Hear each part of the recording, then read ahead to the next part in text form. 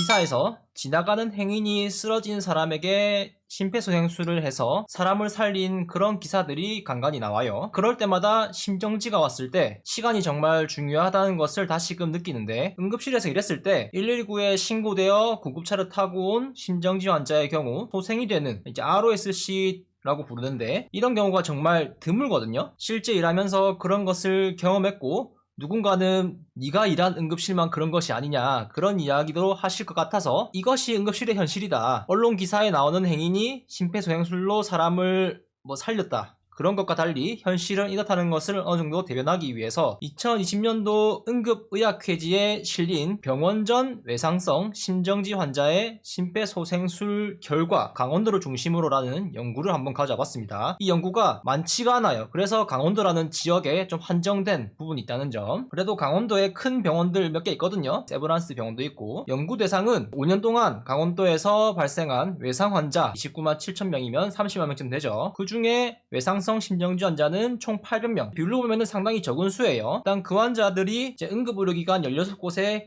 이송된 환자를 제외하고 권역 외상센터, 권역 응급의료센터, 지역 응급의료센터 7곳에 간 사람들을 분석했다고 하고, 그 환자 수가 367명이라고 합니다. 권역의 경우에는 응급실 중에서 제일 위에 있는 티어, 좋은 곳이라고 보면 될 것 같고, 이제 그 한 단계 아래에 있는 곳이 지역 응급의료센터. 보통 큰 종합병원이나 권역센터가 아닌 대학병원에 있는 응급실이 보통 지역센터예요. 분류표에 이렇게 돼 있는데, 권역 이렇게 있고, 그 다음에 지역센터가 있죠. 이게 1번, 2번 이제 기관, 3번 크게 보면은 이렇게 세 가지가 있고, 외상센터 이렇게 해가지고 추가적으로 이런 것도 좀 본다는 점. 367명 중에 입원까지 진행된 경우는 26명밖에 안 된다 해요. 나머지 341명은 응급실에서 사망을 했다 합니다. 전체 367명 중에 도착시 사망은 94명, 소생된 사람은 69명인데 일단 입원까지 진행된 경우가 26명이라고 해요. 일단 외상성이라 해가지고 낮은 거 아니냐, 그런 생각을 하실 수 있는데,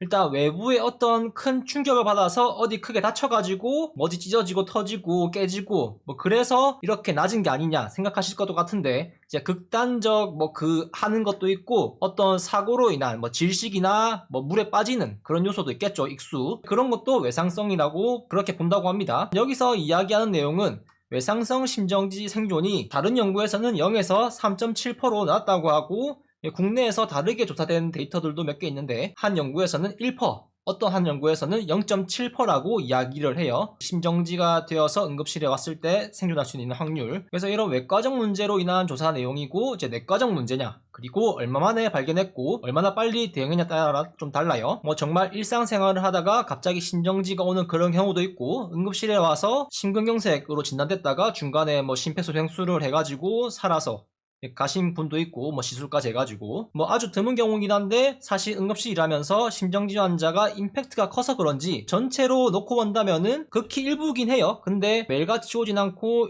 일주일에 한두 번 온다, 3교대 근무인데도 그 정도로 본다면은 사실 자주 오는 것 같다고 느낄 법도 하죠. 그 임팩트가 크기 때문에. 일단 앞선 조사에서도 5년 동안 30만 명 중에 800명이라 했으니까, 객관적으로 본다면은 기사에 나오는 심폐소생술에서 생존을 했다, 그거는 진짜 뉴스에 나올 만한 아주 극히 드문 경우라는 점, 현실과는 조금 다르다, 그거를 미리 좀 말씀드리고 싶었고, 오늘 메인으로 할 이야기는 두 가지예요. 첫 번째는 심폐소생술을 하게 되면은 반드시 생기는 것, 그거에 대해서 한번 먼저 얘기할 건데, 바로 갈비뼈 골절인데 늑골이라고도 하죠. 보통 뼈에 금 갔다 이러면은 골절이라고 생각을 안 하는 경우가 있어요. 실제로 환자로 오신 분들 중에 의사 선생님이 뼈에 금이 조금 갔네요 하면은 다행히 뼈는 안 부러졌군요 하면서 환자들이 안심하는 듯이 그런 얘기를 하는 경우가 있는데, 그러면은 의사 선생님이 금 간 거도 골절이 맞습니다 하면은 환자는 좀 납득을 못하죠. 아니, 금 간 거랑 골절은 다른 거 아니냐 하지만은 어떻게 설명을 해서 납득을 시켜드리죠. 보통 환자들은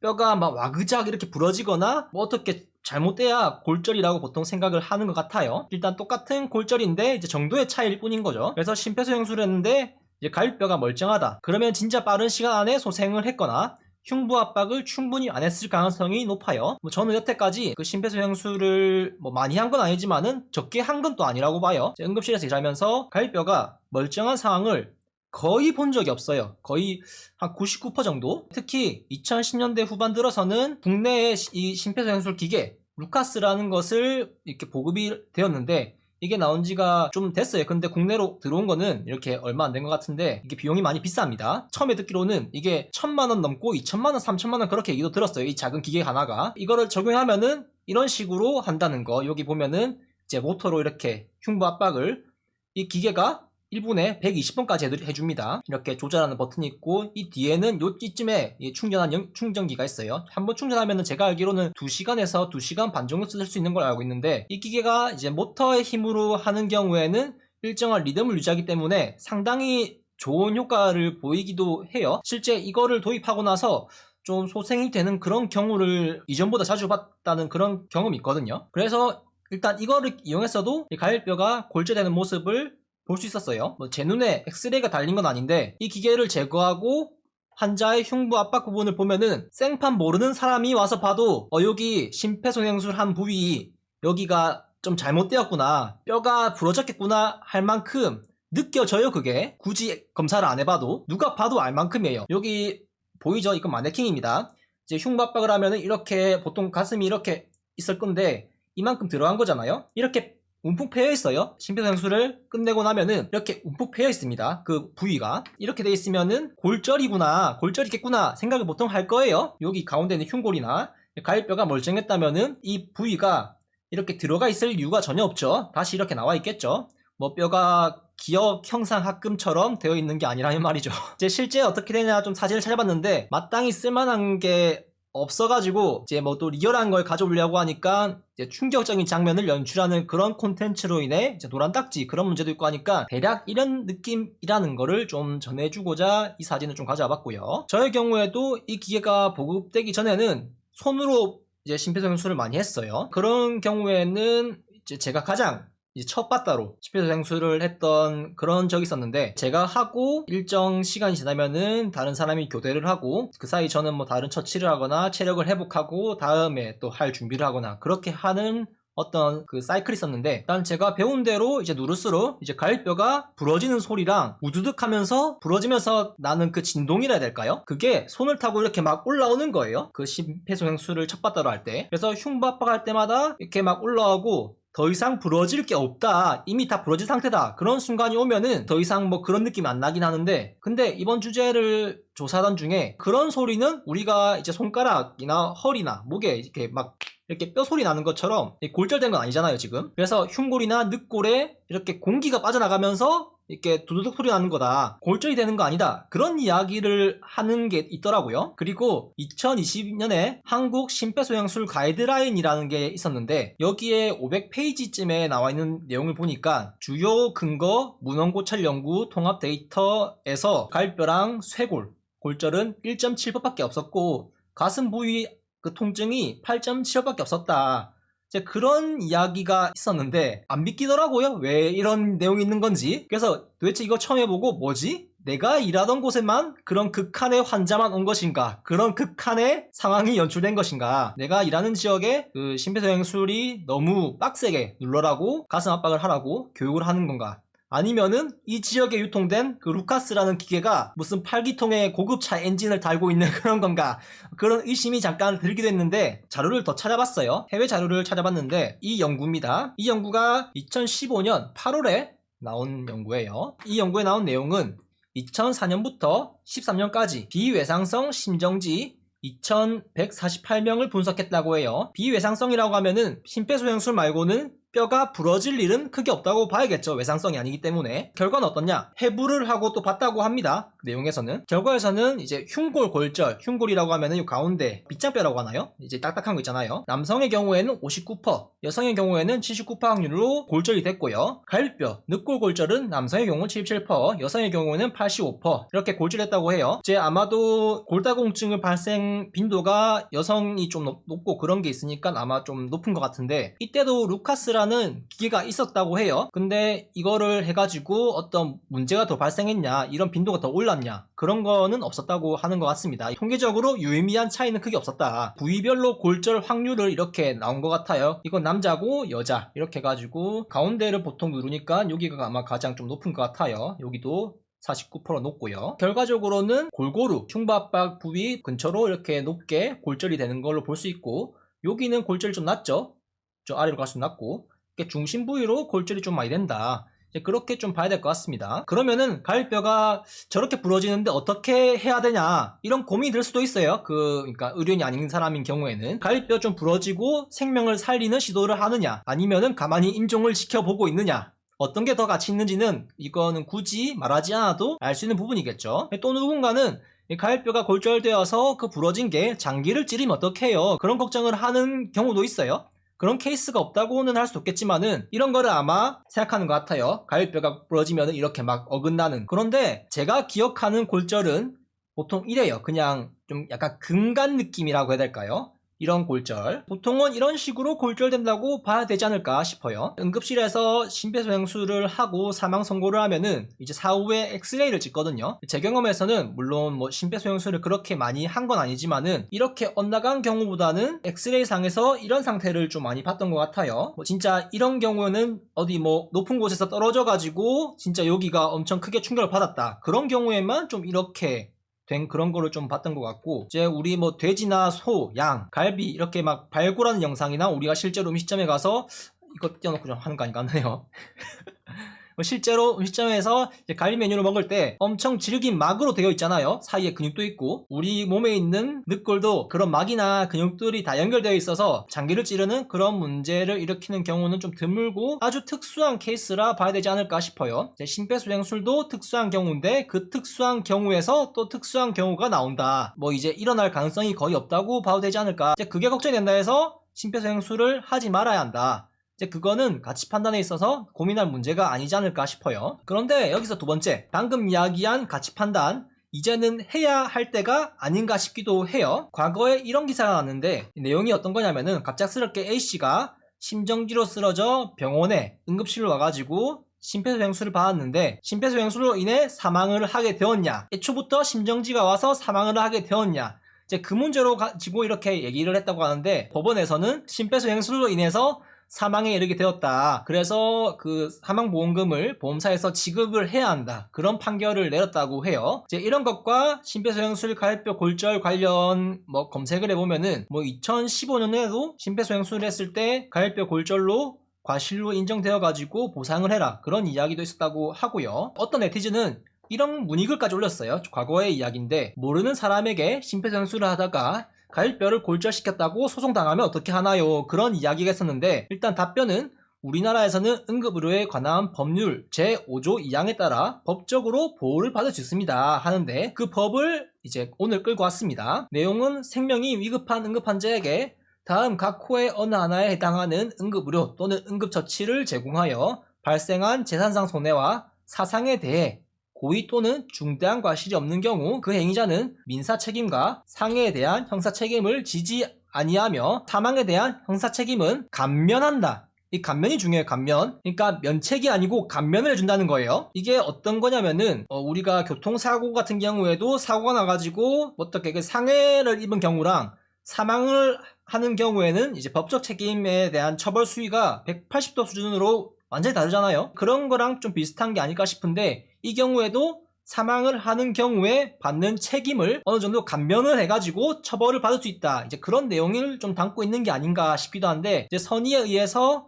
했지만 사망을 할 경우에 나에게 책임이 어느 정도 감면된 형태로 돌아올 가능성이 존재한다는 점. 하지만 실제로 뭐 이런 부분에 대해서 누가 소송을 걸어서 책임을 물게 했다, 판결을 받았다, 그런 사례는 지금까지 없다는 것으로 알고 있어요. 그래서 한때 이 내용이 이슈가 되었던 게 2018년도일 거예요. 그때 심폐소생술 관련해가지고 이거를 해야 할지 말아야 할지 그 의료 단체들에서도 어떤 가치 판단을 우리가 하는 순간이 오지 않을까, 그런 어떤 비판이 또 있기도 했었어요. 이럴 거면은 심폐소생술을 우리가 진짜 맘 편히 할 수가 없다, 우리도 하는 것을 꺼리게 된다, 뭐 그런 문제가 또 있었다고 하는데 주변에 무슨 일이 일어나도 모른 척하는 이제 그런 상황을 좀 얘기하는 것 같아요. 한때 그 심폐소생술 관련해가지고 미투 운동 그런 게 또 있었어요. 여성이 쓰러지면은 심폐소생술을 꺼린다, 그런 게 한때 좀 괴담처럼 돌기도 했는데 과거에 한 네티즌이 익명으로 심폐소생술을 했다가 성추행으로 합의금 800만 원을 물었다, 그런 글을 올린 적이 있는데 사실 여부는 확실치 않아요. 이와 관련된 내용이나 기사들을 쭉 보다가 한 변호사는 심폐소생술이 강제추행으로 인정된 판례는 없다, 그런 이야기를 했었고, 법 쪽에서는 이 글의 신빙성이 상당히 떨어진다, 그런 이야기를 하기도 하는데, 2014년도에 구급대원이 환자의 의식을 확인하기 위한 방법을 썼는데, 보통 환자의 의식을 확인할 때 여기 흉골, 여기를 좀 돌돌이 비벼가지고 하면 진짜 아프거든요. 그런 경우에 환자에게 통증을 줘가지고 의식 수준을 확인하는 방법이 있어요. 근데 이거를 해도 안 깨어나가지고 더 강한 자극 검사 방식인 유두 자극 방식을 실시했다고 해요. 그 환자가 여성이었는데, 그래가지고 그 여성이 소송을 걸었대요. 결국에는 이제 그 의료행위로 판단이 돼가지고 무죄 판결을 받았는데, 일단 법적 시비가 걸렸다는 부분에서 상당히 피곤한 일이죠. 아무 문제가 없었는데 출석하고 조사받아야 되는 그런 거를 또 뭐 입증해야 되니까, 일단 법이 지켜준다고는 하지만은 사실 여부를 떠나서 하나둘 이러저러한 얘기가 나오고 있고, 이런 이야기가 뭐 유언비어다, 사실 무근이다, 뭐 이런 대응은 따로 없고, 점점 이런 부분에 대한 뭐 선의로 도움을 주렸지만은 네티즌들이 한 번씩 자신들의 심폐소생술 이야기를 올리면서 오히려 뭐 성범죄자 취급을 당했다, 그런 이야기들 점점 생겨나고 퍼지면서 뭐 인생이 꼬일 수 있는 그런 상황에 휘말릴 걱정을 점점 하게 되는 게 아닐까, 그런 생각이 잠깐 들더라고요. 이런 걱정에 더욱이 타인의 생명과 나의 신변을 놓고 같이 판단을 해야 하는 것은 아닐까. 행인이 쓰러지면은 뭐 도움을 주는 걸 꺼리거나 심폐소생술을 해야 하나 말아야 하나, 이제 사회가 더욱 삭막해지는 게 아닌가 싶어요. 앞서 언급한 내용에서 심폐소생술을 하는 경우에 생존율이 낮은 점, 사망을 하게 될 경우에는 형사 책임을 감면한다, 그런 내용이 있었죠. 여기에 젠더 갈등 문제 때문인지 몰라도 어떤 미투, 성범죄에 대한 그런 문제, 그런 것들에 대한 걱정들로 인해서 이제 알아도 모르는 척, 봐도 못 본 척, 그런 사회가 오지 않을까 싶기도 해요. 뭐 이미 왔을지도 모르고요. 한때 사회 비판적인 내용을 가진 드라마를 본 것 같은데, 물론 이런 문제로 나온 건 아닌데, 이제 타인이 위기를 맞이해서 주변 누군가에게 도움을 좀 받아야 하는 그런 상황일 때, 주변에 사람들은 많은데 주변에서 뭘 하고 있느냐, 다들 이제 스마트폰 꺼내가지고 이 사람 어떻게 해야 되냐, 이렇게 그걸 찍고 있는 거예요. SNS에 인증글 올린다고. 그런 내용이었던 걸 기억하는데, 이제 과정은 다르지만은 결국에는 도움을 주지 않는다는 것은 좀 비슷한 맥락이니까 이미 그런 사회가 왔다고 봐도 될 것 같기도 해요. 잠깐 좀 자투리 얘기인데, 간호사가 되고 살아오면서 심폐소생술 관련 몇 가지 썰이 있는데, 환자랑 신고자 이렇게 관계로 온 건지 몰라도 이제 사람이 갑자기 의식을 잃고 실신을 하고 뭐 어떻게 기절을 하는 경우가 있어요. 그런 경우에는 갑작스러운 상황이기 때문에 보통의 사람이라면은 침착함을 유지하기가 힘들어요. 그래서 이거 심폐소생술을 해야 하는 거 아니냐 하면서 이제 심폐소생술부터 막 하는 게 있는데, 사실 맥박도 만져지고 숨도 쉬고 있는데 환자는 의식을 잃고 있으니까 통증을 잘 못 느끼는 거죠. 이제 심장이 아주 잘 뛰고 있는데 이제 주변 사람들은 심정지인 줄 알고 이제 흉부 압박을 시작하는 거예요. 심폐소생술을. 심장은 이미 소생되어 있는데, 이제 그렇게 하는 상황도 한 번씩 있었던 것 같고, 이제 그런 경우에는 이제 멀쩡한 심장 근육을 압박해가지고 큰 충격을 주는 거기 때문에 뭐 골절이나 뭐 통증이 생길 수도 있고, 심장 근육을 이렇게 자극한 거기 때문에 심장 관련 혈액 검사, 심전도도 찍고 그렇게 막 하고 입원도 하거든요. 그리고 또 뭐 기절을 하게 된 원인을 또 찾는 그런 과정도 필요하겠고, 저도 그런 경험이 있었어요. 제가 일하다가 퇴근 시간이 지나고 어떤 개인적인 일이 있어가지고 병원 안에서 유니폼을 입고 좀 돌아다니는 상황이었거든요. 근데 직원 중 한 명이 갑자기 쓰러졌다고 여기 좀 와봐라는 거예요. 그러니까 저는 그때 이제 매뉴얼대로 이제 의식 확인을 하고 활력 징후를 체크하고 있었죠. 맥박을 이렇게 목이랑 이제 그 대퇴 쪽에, 피모랄 쪽에. 그때 뭐 제가 뭐 바이탈 기계를 휴대하고 있는 게 아니라서 그거 말고는 확인할 겨를이 없었거든요. 근데 옆에서는 그 직원이 아니 쌤 뭐 하는 거예요? 빨리 그 CPR 해야 되는 거 아닙니까? 심폐소생술 해야 되는 거 아니냐고 저한테 막 뭐라 하는 거예요. 그래서 이것부터 해야 된다 이렇게 얘기를 하고 보니까 이제 숨을 쉬고 있는 것으로 보이고 의식만 잃었고 맥박도 잘 만져지더라고요. 그래서 저도 응급실 안에서 생긴 일이 아니라 가지고 일단 어떻게 할지 좀 판단이 안 섰는데, 빠르게 응급실에 가가지고 이동용 침대 하나 좀 가져와 달라고 얘기하고, 저는 이제 그 활력 징후를 측정하기 위해 가지고 혈압이 얼마인지 맥박이 얼마인지 뭐 산소 포화도 이런 걸 측정해야 되니까 이제 그걸 챙겨서 먼저 내려갔죠. 뭐 그때 괜찮았던 걸로 기억해요. 그래서 한숨 돌리고 어찌저찌 상황이 잘 마무리되었긴 한데, 정말 그때 옆에서 갑작스러운 상황에서 이성을 잃고 옆에서 심폐소생술을 해야 하냐, 빨리 해라, 그런 거에 좀 휘말려가지고 바로 했다가는 부끄러운 상황과 함께 그분의 신장에 어떤 영구적인 데미지를 줄 수 있는 그런 위험한 상황이 될 수도 있겠다, 그런 생각이 좀 문득 들더라고요. 혹시나 만약에 여러분들이 그런 상황이 생긴다 하면은 이제 무조건 심폐소생술을 하지 말고 일단 잘 확인하고 해야 된다는 거. 일단 뭐 법적으로 뭐 책임을 물었다는 그런 사례는 없다고 하니까 보면은 도움의 손길을 주는 게 좋을 것 같습니다.